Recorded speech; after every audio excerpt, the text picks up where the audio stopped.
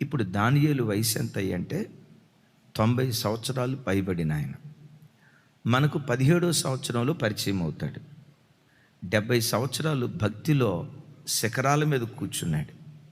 అలాగని వృద్ధాప్యంలో ఏవైనా పతనావస్థకు వచ్చాడా అంటే ఎట్ ద ఏజ్ ఆఫ్ 90 మరెక్కువగా మండుతూ ప్రకాశిస్తూ ఉన్నాడు. 90 సంవత్సరాల కురువృద్ధుడితో, నా వైపు చూడాలి ఈ మాట, 90 సంవత్సరాల కురువృద్ధుడితో దానియేలు గ్రంథంలో ఆఖరిగా దేవుడు మాట్లాడిన మాట నాకు కాస్తంత విస్మయాన్ని, అరే దానియేలుతో ఎలాంటి మాట మాట్లాడేడేంటి అని ఒకంత ఆశ్చర్యాన్ని, చివరి మాట ఒకంత ఆశ్చర్యాన్ని నాకు కలుగు చేసింది. మీరు నన్ను అడగొచ్చు, విస్మయాన్ని ఆశ్చర్యాన్ని కలుగు చేసింది ఏముందన్నా, ఏమన్నాడు దేవుడు ఇంతకీ? రండి ధ్యానించుదాం. దానియేలు గ్రంథం 12వ అధ్యాయం చివరి వచనం.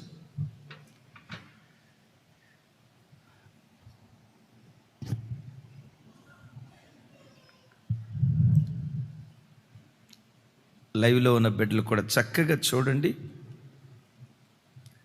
నాతో కలిసి. నీవు అంత్యము వరకు నిలకడగా ఉండిన యొడల విశ్రాంతి నుండి కాలాంతములో నీ వంతులో నిలిచెదవు. చూడండి, 90 సంవత్సరాల కురువృద్ధుడితో దేవుడు మాట్లాడుతున్న మాట అసలు అనాల్సింది, శహబాష్ దానియేలో, ఇంత వృద్ధాప్యం వరకు నీ భక్తిని కాపాడుకున్నావు, ఇక నీకు తిరుగులేదు, నువ్వు విశ్రాంతిలో ప్రవేశిస్తావు, నిత్య తీర్పు అయిపోయిన తర్వాత నీ వంతులో నువ్వు తప్పకుండా నిలుస్తావు అని భరోసా ఇచ్చే మాట దేవుడు మాట్లాడాలి. కానీ ఇక్కడ దేవుడు ఏమంటాడంటే, దానియేలు నీవు అంత్యము వరకు నిలకడగా, ఏమన్నాడండి? నిలకడగా, తర్వాత నిలకడగా. అయ్యా ఇప్పుడు దానియేలు అనాలి, నా వయసు 90 సంవత్సరాలు అయ్యా, ఇంకా నిలకడగా ఉండకపోతే ఏం చేస్తా చెప్పు?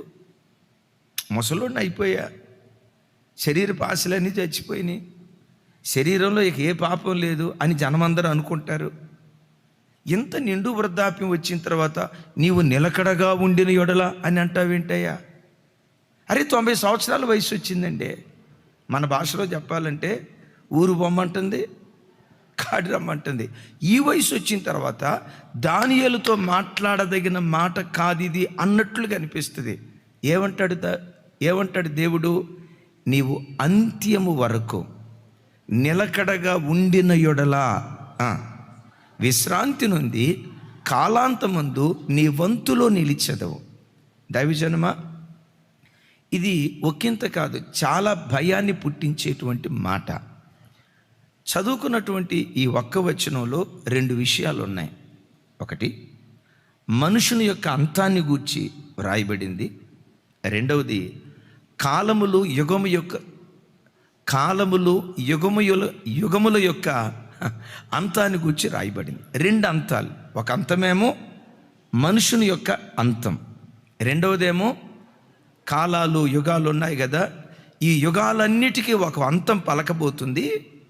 కాలాంతమున నీ వంతులో నువ్వు నిలిచెదవు అని దేవుడు దానియేలుతో మాట్లాడుతున్నాడు. దానియేలు, నువ్వు చనిపోయే ఆఖరి క్షణం ఒకటి ఉంది, నీ మరణ దినం ఒకటి ఉంది. మరొకసారి చూడండి, నీ కాలానికి అంటే నీ ఆయుష్ కాలానికి ఒక అంతం ఉంది.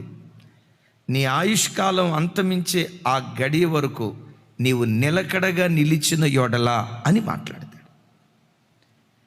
నాకు ఈ మాట చదివినప్పుడు అనిపించిన మాట ఏంటంటే, సాతాను ఒక మనిషిని పడగొట్టడానికి చిన్న పిల్లలు మొదలుకొని పండు ముసలివాని వరకు, నేడో రేపో చనిపోతాడు అని అనుకునే పండు ముసలివాని వరకు, చనిపోయే ఆఖరి క్షణం వరకు సాతాను ప్రతి మనిషిని పడగొట్టడానికి వాడు ప్రయత్నం చేస్తాడు. దానియేలు, నువ్వు నిలవబడ్డావు, నేను నిలవబడలేదని నేను అంటలా, అలాగని నేను నిలవబడ్డానని తృప్తిపడకో. ఏ గడియలోనైనా శోధకుడు నేను పడేస్తాడు, జాగ్రత్త. ఏ గడియలోనైనా శోధకుడు లోకంలోకి నేను లాగేస్తాడు, జాగ్రత్త. తస్మాత్ జాగ్రత్త అని 90 సంవత్సరాల వృద్ధుడితో దేవుడు హెచ్చరిస్తూ మాట్లాడిన మాట గుండెలను బ్రద్దలు చేస్తూ ఉంటుంది. చూడండి, దానియేలు జీవితం ఇందాక మనం చెప్పుకున్నాం కదా. 17వ ఏట తన సమర్పణ చూడండి. రాజు భుజించే భోజన పదార్థాల చేత తాను అపవిత్రుని కాకూడదు అనుకున్నాడు. అంటే తన బాల్య దినాలలోనే, తన యవ్వన దశలోనే తన ఆత్మీయతకు ఎంత బలమైన పునాది వేసుకున్నాడో చూడండి. యవ్వన వయసుకు వచ్చిన తర్వాత పునాది వేసుకున్నవాడు కాదు. ఈ మాట బాగా పట్టుకోండి. నడి వయసుకు వచ్చిన తర్వాత పునాది వేసుకున్నవాడు కాదు.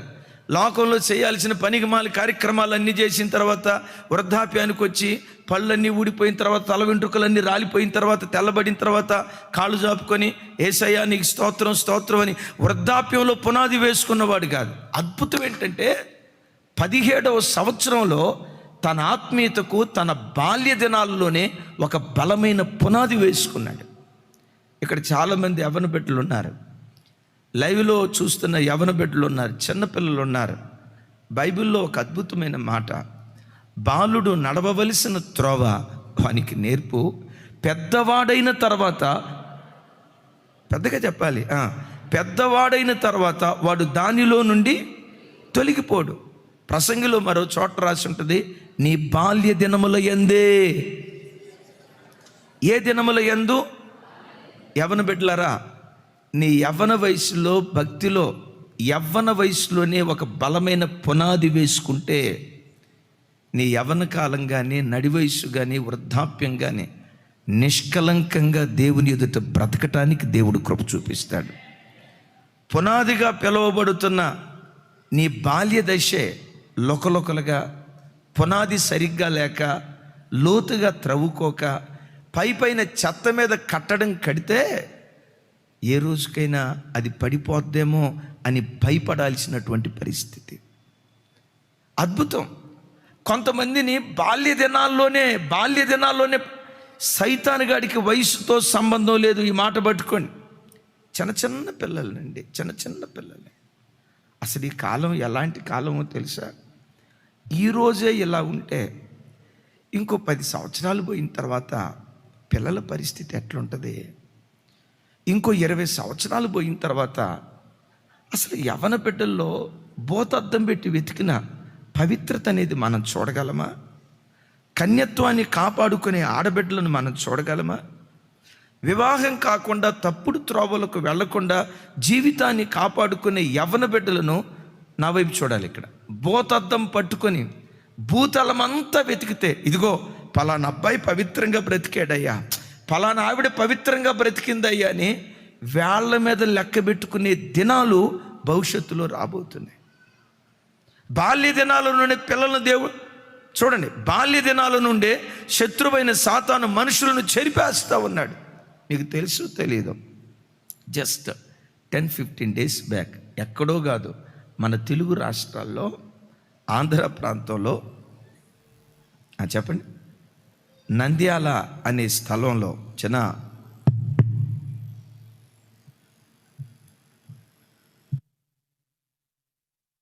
సరే చూడండి, నంద్యాల అనే స్థలంలో ఏం జరిగిందో చూడండి ఒకసారి. నంద్యాల జిల్లా ముచ్చుమరి బాలిక కేసు విచారణ ముమ్మరంగా సాగుతోంది. ఈ కేసులో ఒళ్ళు జలధరించే విషయాలు వెలుగులోకి వస్తున్నాయి. మృతదేహం కోసం 15 రోజులుగా కృష్ణా జలాల్లో గాలింపు కొనసాగుతూనే ఉంది. బాలికపై 3 మైనర్లు అత్యాచారం చేసి హత్య చేసిన ఘటనలో జిల్లాలో ఈ ఘటన సంచలనం రేపింది. ఇంతకీ ఈ కేసులో పోలీసుల వాదనేంటి? నిందితులు ఏం చెప్తున్నారు? నంద్యాల జిల్లా ముచ్చుమర్రి బాలిక అత్యాచారం హత్య కేసు విచారణ ముందుకు సాగటం లేదు. 15 రోజులుగా డెడ్ బాడీ కోసం గాలింపు కొనసాగుతూనే ఉంది. ఈ నెల 7న అత్యాచారం చేసి హత్య చేశారు 3 మైనర్లు. పోలీసు అధికారుల కథనం ప్రకారం 2 పెద్దలు బాలిక మృతదేహానికి రాయి కట్టి కృష్ణానదిలో పడేశారు. ఈ కేసు విచారణలో విస్తుపోయే నిజాలు బయటపడుతున్నాయి. బాలికపై అత్యాచారం చేసిన తర్వాత కేసీ కెనాల్ కట్టపైకి తీసుకెళ్లి 3 మైనర్లు గొంతు నులిమినట్లుగా సమాచారం. బాలిక చనిపోయిందనుకుని ఇంటికి వెళ్లి పెద్దలకు చెప్పినట్లు తెలుస్తోంది. దీంతో బాలురు చెప్పిన కేసీ కెనాల్ కట్ట వద్దకు వచ్చి చూస్తే అప్పటికే ఇంకా బాలిక కొన ఊపిరితో ఉందట. పెద్దలు గొంతు నులిమి చంపి మృతదేహాన్ని కృష్ణానదిలో పడేశారని సమాచారం. 3వ తరగతి చదివే పాప, ఆ 3వ తరగతి చదివే పాపను పాడు చేసింది ఏ వయసులో ఉన్న పిల్లలు తెలుసా? 11 సంవత్సరాలు, 13 సంవత్సరాలు. మనం ఆ వయసు నుంచి దాటుకుంటూ వచ్చాం. 19వ ఏట వచ్చే వరకు అసలు పాపం అంటే ఏంటో తెలిసింది కాదు నా వ్యక్తిగతంగా. 11 సంవత్సరాల చిన్న బిడ్డలో అది 3 4 కలిసి, వాళ్ళలో ఒక అబ్బాయి పేరు హుస్సేన్, ఇంకొక అబ్బాయి పేరు యోహాన్, కొంతమంది తతిమ వాళ్ళు. పాపానికి మతంతో సంబంధం లేదు, కులంతో సంబంధం లేదు. కొన్ని చోట్ల ఇన్వెస్టిగేషన్ చేస్తే, ఒరే 11 సంవత్సరాల వయసులో అసలు ఈ పాపం మీకు ఎట్లా తెలిసిందిరా? ఎలా ఈ అపవిత్రత మీరు తెలుసుకోగలిగారు? ఎవరు నేర్పితే మీరు తెలుసుకోగలిగారు? ఒక చోట ఇంట్రాగేషన్ చేస్తే 11 సంవత్సరాల కొడుకు చెప్తాడట, మా నాన్న ఫోన్ ఒకరోజు గ్యాలరీ ఓపెన్ చేశా, మా నాన్న ఫోన్లు గ్యాలరీలో బూతు బొమ్మలు నాకు కనపడ్డాయి. తండ్రి దారి తప్పాడు, కొడుకు దారి. నేనంట ఈ రోజుకే పాపం ఇంత విస్తరించి ఉంటే ఇంకొక 20 సంవత్సరాల తర్వాత, ఇంకో 30 సంవత్సరాల తర్వాత ఇలా మందిరానికి వచ్చి కూర్చొని ఆరాధించే ఆరాధికులు ఉంటారా? దేవుని కొరకు బ్రతికే తరాన్ని భవిష్యత్తులో మనం చూడగలుగుతామా? అరే పాపం ఎంతగా విస్తరిస్తున్న ఈ భయంకరమైన దినాల్లో, అందుకని యెషయా గ్రంథంలో ఏమని రాసి ఉంటుందో తెలుసా? దుర్దినములు చూడకుండా నీతిమంతులు కొనిపోబడుతున్నారట. ఏం చూడకుండా? అందుకని నేను చాలాసార్లు అంటాం కదా, పోయినోళ్ళే మంచివాళ్ళండి, గడిచిన కాలమే చాలా మంచి కాలం అండి. అందుకని బైబిల్లో ఒక మాట రాసి ఉంటుంది, అంత్య దినములలో అపాయకరమైన కాలము వచ్చును. ఏ కాలం వస్తుందట అంటే, కాలం చెడ్డది కాదు, ఆ రాబోయే కాలంలో ఒక మనిషి పవిత్రంగా బ్రతకటానికి అనుకూలత లేని కాలం. దేనికి చెడ్డ కాలం అంటే, పవిత్రంగా బ్రతకటానికి చెడ్డ కాలం, నీతిగా బ్రతకటానికి చెడ్డ కాలం. అందుకని నేను అంట, ఏ బిడ్డ అయినా చూడండి, ఆ చిన్నపిల్లలు ఉన్నారు కదా, ఆ చిన్నపిల్లలు ఉన్నారు కదా, వాళ్ళని రోజు ఒడిలో పెట్టుకొని కన్నీళ్లతో నీ బిడ్డలకు స్నానం చేయించు. దేవా, వీడు బాల్య దినాల నుండే పవిత్రత అనే పునాదుల మీద వీడు కట్టబడాలయ్యా, ప్రార్థన అనే పునాదుల మీద వాడు కట్టబడాలయ్యా, లోకం అంటే ఏంటో తెలియని నిష్కలంకుడిగా నా పిల్లలు పెరగాలయ్యా అని బాల్య దినాల నుండే ఒక బలమైన పునాది వేస్తే, నీ బాల్యపు పునాది యవన కాలాన్ని ప్రోత్సహిస్తుంది. యవన కాలపు పునాది నడివయసు పునాది రాబో భవిష్యత్తు కాలం అంతా ఆత్మీయతను కాపాడుకోవటానికి దేవుడు కృప చూపిస్తాడు. అలాగని బలమైన పునాది వేసుకున్నంత మాత్రాన రైట్ భవిష్యత్తుకు భరోసా ఉంది అని చెప్పుకోవటానికి వీల్లేదు. 90 సంవత్సరాల వృద్ధుడితో దేవుడు అంటాడు, అంత్యము వరకు. మీకు ఆ మాట వెయిటేజ్ ఎంత అనిపించిందో నాకు తెలియదు, కానీ నా వరకు నాకు భయం అనిపించింది. అరే, ఎంత ప్రార్థనా పరుడు దగ్గరకు వచ్చి వృద్ధాప్యంలో దేవుడు అనే మాట ఇది. దానియేలు, అంత్యము వరకు నీవు నాలో నిలకడగా ఉండాలి. అయ్యా, ఇంకా అంత్యం ఏంటయ్యా? 90 వస్తే రేపో మాపో నేను చనిపోబోతున్నాను. దానియేలు, చనిపోయే ఆఖరి క్షణం వరకు వాడు నిన్ను వెంటాడుతాడు, జాగ్రత్త. నీ ప్రాణం పోయే ఆఖరి క్షణం వరకు సాతానుగాడు నిన్ను పడగొట్టాలని ప్రయత్నం చేస్తాడు, జాగ్రత్త. అందుకని దైవజన్మ చాలాసార్లు ఈ మాట వింటాం, చిన్నపిల్లలు తప్పు చేస్తే, చీచి ఈ వయసులో ఈ పాడు బుద్ధి ఏంటి? ఎస్, ఏ వయసులోనైనా పాడు పనులు చేసేటట్లుగా శత్రువైన సాతాను ప్రజలను నాశనం చేయటానికి వాడు ప్రయత్నం చేస్తాడు. నేనంట, దావీదు బాల్య దినాల్లో సూపర్, యవన వయసులో మరి సూపర్, నడి వయసుకు వచ్చేసరికి బత్షెబతో కాలు జారాడు. నడి వయసులో ఉన్న బిడ్డలారా తస్మా జాగ్రత్త. దావీదు నడి వయసులో కాలు జారితే సొలొమోను దగ్గరకు వచ్చేసరికి వాక్యం ఏమైనా రాసి ఉంటుందో తెలుసా? సొలొమోను వృద్ధుడైనప్పుడు, వినండి ఇక్కడ, సొలొమోను వృద్ధుడైనప్పుడు అతని భార్యలు అతని హృదయాన్ని తిప్పివేసిరి. ఏ వయసులో? అందుకని నేనంట, ఏ వయస్సులో నీ ఉన్నా భయముతో వణుకుతో నీ రక్షణను కాపాడుకుంటూ దేవుని దగ్గర బ్రతకం.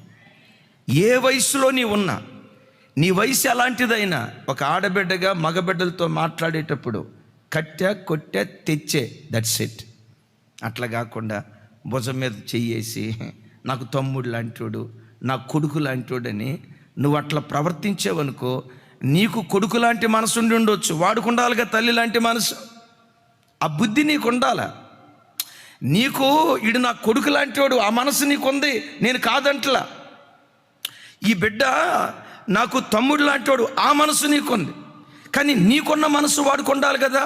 వాడికే ఒక్కరి బుద్ధి ఉందో, వాడి మనసులో సాతాను ఎట్లా ప్రేరేపిస్తున్నాడో, ఎలాంటి దుష్ట ఆలోచనలు వాడి లోపల సాతాను గడు కలుగు చేస్తున్నాడో, వాడు అక్క అక్క అంటూ వాడి లోపల ఏం ఆలోచిస్తున్నాడో ఎవడికి తెలుసు. పిన్ని పిన్ని అంటూ వాడు అమ్మ అమ్మ అంటూ లోపల వాడు ఏం ఆలోచిస్తున్నాడు. అందుకని బైబిల్లో వ్రాయబడిన మాట ఏంటో తెలుసా? ఎద్దును గాడిదను కలిపి పొలాన్ని దున్నకూడదు. ఎట్లా దున్నకూడదు చెప్పాలి తల్లి. ఎద్దును పొలాన్ని దున్నితే ఎద్దులతోనే దున్ను, లేదా పొలాన్ని దున్నితే గాడిదలతోనే దున్ను. గాడిదలను ఎద్దులను కలపకూడదు. విన్నారు ఈ మాట? పొలాన్ని దున్నితే ఎద్దులతోనే దున్ను, లేకపోతే గాడిదలతోనే దున్ను. ఎద్దుల్ని గాడిదలను పొరపాటున కలపొద్దు. సంఘాల్లో కూడా పరిచర్య చేసేటప్పుడు ఎద్దుల్ని గాడిదలను కలపకూడదు. పొరపాటున ఎద్దుల్ని గాడిదలను కలపకూడదు. అంటే ఆడాళ్ళని మగాళ్ళని, సిస్టర్స్ని బ్రదర్స్ని కలిపి పరిచర్య చేయకూడదు. ఎందుకో తెలుసా?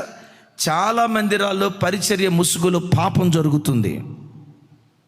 అటు దైవ సేవకురాల్లోనేమి, సేవకుల్లోనేమి, విశ్వాసుల్లోనేమి పరిచర్య ముసుగులో చాలా చోట్ల పాపం జరుగుతుంది. 22 సంవత్సరాల కొంచెం సేవ అనుభవం కలిగిన సేవకులుగా మేమేది చెప్పినా అనుభవాల్లో నుంచి పుట్టుకొచ్చిన మాట. ఒకప్పుడంటే 20 సంవత్సరాల క్రితం ఉడుకు రక్తంతో చెప్పే మాట, 15 సంవత్సరాల క్రితం ఉడుకు రక్తంతో చెప్పే మాట. ఈ వయసులో మేము చెప్పే ప్రతి మాట అనుభవాల్లో నుంచి పుట్టుకొచ్చినటువంటి మాటలు. ఒకళ్ళ ఆమె చెప్పట్లా. అందుకని పరిచర్య చేసేటప్పుడు ఎద్దులను గాడిదలను కలపకూడదు. అనుకోండి బ్రదర్స్ ఎద్దులు అనుకోండి, కష్టపడతారు కదా. ఎద్దులు అనుకోండి, సిస్టర్స్ అని నేను అంటలా, మీరు అన్నారు సరే అనుకుందాం. మీరు ఎద్దులు అనుకుందాం, మా బ్రదర్స్ అందరికి గాడిదలు అనుకుందాం. అయ్యా లైవ్ చూస్తున్న బిడ్డలారా అనుకోండి, బ్రదర్స్ అందరు గాడిదలు అనుకోండి ఈ ఒక్క క్షణానికి. సిస్టర్స్ అందరూ ఎద్దులు అనుకోండి. ఈ ఎద్దుల్ని గాడిదలను కలపకూడదు. ఎద్దుల్ని గాడిదలను కలిపేవా పంట పొలం పాడైపోతుంది. పంట పొలం పాడైపోతుంది. ఈ హైదరాబాద్లో నాగరికత వృద్ధి పొంది కొంతమంది ఆడపిల్ల, ఏమా ఏంటి పలానా అబ్బాయితో బండి మీద వెళ్తున్నావంట అని అంటే, ఈ కాలపు ఆడపిల్లలు ఏమంటారో తెలుసా? చూసే దృష్టిలోనే ఉంటుందండి, అంతా జస్ట్ మేము ఫ్రెండ్స్ అంతే. కొంతమంది తల్లులు కూడా ఆడెవడో కాలేజీకి ఎక్కించి కాలేజీకి తీసుకెళ్ళటానికి ఆ ఇంటి కార్నర్ దగ్గరకు వచ్చి ఆడపిల్లని ఎక్కించుకొని వెళ్తూ ఉంటే తల్లి చూసి జస్ట్ వాళ్ళు ఫ్రెండ్స్ అండే. ఈ అమ్మాయికి ఆ విశాల భావం ఉండి ఉండొచ్చు, ఎక్కించుకున్న వాడికి ఆ విశాల భావం ఉండొచ్చు కదా. సారీ, ఎక్కించుకున్న వాడికి అలాంటి విశాల భావం ఉండాలి కదా, ఉండదు. స్పర్శ ద్వారా పాపం జరుగుతుంది, జాగ్రత్త. స్పర్శకు చెల్లె, తల్లె, వదిన, అమ్మ, మరొకటి తెలియదు. స్పర్శ ద్వారా పాపం జరుగుతుంది, జాగ్రత్త. ఆ జ్ఞానం లేకే భర్త లేని సమయంలో ఇంటి పక్క యవన బిడ్డలు ఇంట్లోకి తీసుకొచ్చి, గమనించండి, అధికనిచ్చి ఏదో యవన బిడ్డలని వాళ్ళతో పోసుకోలు మాట్లాడి అక్రమానికి దిగిన తల్లులు, నడి వయసు వృద్ధాప్యానికి వచ్చిన తల్లులు భూమి మీద కోకొల్లలో. అందుకని వాక్యం ఏమంటుంది? భయముతో వణుకుతో నీ సొంత రక్షణను జాగ్రత్తగా కాపాడుకో. ఒక అబ్బాయితో మాట్లాడాల్సి వస్తే కట్టే కొట్టే తెచ్చే, దట్స్ ఇట్. కొన్నిసార్లు ఏం జరిగిద్దో తెలుసా? మగపిల్లలు కనపడ్డప్పుడే ఆడపిల్లలు మెలికలు తిరుగుతూ మాట్లాడతారు. ఎక్కలేని మాటలు బయలుదేరుతాయి, అప్పుడే వస్తాయి. కొంతమంది బ్రదర్స్ ఉన్నారు, ఇంట్లో భార్యతో నోరు తెరిచి ఒక మాట మాట్లాడు పాపాత్ముడు. ఒక మాట మాట్లాడడం, ఏమంటే ఏ కూర వండాలి, ఏదో ఒకటి వండి సావో, పిల్లలకి ఫీజు కట్టాలండి, నూనె అయిపోయిందండి, ఉప్పు అయిపోయింది, పప్పు అయిపోయిందండి అని అందా. వెంటనే ఏమంటాడు తెలుసా, ఇంటికి రావటం ఆలస్యం, నువ్వు సన్నాయి వాయిస్తూనే ఉంటావు, అది కావాలి ఇది కావాలి, అందుకనే నేను ఇంటికి రాను. ఈ మాట అన్నందుకు మా వాడు బొస అంటాడు. అదే బస్ స్టాండ్ దగ్గర ఒక అమ్మాయి ఓరగా చూసి, ఏమండి మీ ఫోన్ నంబర్ ఇస్తారా అని అంటే మా వాడు అంటాడు, ఫోన్ నంబర్ ఏం కర్మ, మా ఇంటి నంబర్ కూడా ఇస్తా అంటాడు. దైవజనమా, నాకు బాధను కలుగు చేసే మాట ఇది. మీకు ఎట్లా ఉందో నాకు తెలియదు కానీ, అరే 90 సంవత్సరాల వృద్ధుడి దగ్గరకు వచ్చి అంత్యము వరకు నువ్వు నిలకడగా ఉండిన యొడల, అంత్యము వరకు నీవు నిలకడగా ఉండిన యొడల విశ్రాంతిలో ప్రవేశిస్తావు, కాలాంతమున నీ వంతులో నువ్వు నిలిచెదవు అంటాడు. 90 సంవత్సరాల వృద్ధుడితో దేవుడు మాట్లాడాల్సిన మాట. ఏమండే, ఇది దానియేలు గ్రంథంలోనే కాదండి, బైబిల్లో విశ్వాస వీరుడని ఒక ఆయన ఉన్నాడు. ఆయనకు పెట్టబడిన పేరేంటో తెలుసా? విశ్వాసులకు తండ్రి. చెప్పండి. సరిపోలేదండి. ఎవరైనా పెద్దగా అమ్మ చెప్తాలే, అబ్రహాం అయ్యా. ఆయన సంగతి ఏంటో తెలుసా? అబ్రహాము 99 ఏండ్ల వాడైనప్పుడు దేవుడైన యెహోవా అతనికి ప్రత్యక్షమై, అబ్రహామా, నేను సర్వశక్తి కలిగిన దేవుడను, నా సన్నిధిలో నడుచుచు నిందారహితుడివై బ్రతుకు అంటాడు. నిందారహితుడిగా నడువు అంటాడు. వినండి ఇక్కడ ఏమన్నాడు, ఎట్లా నడవమంటున్నాడు?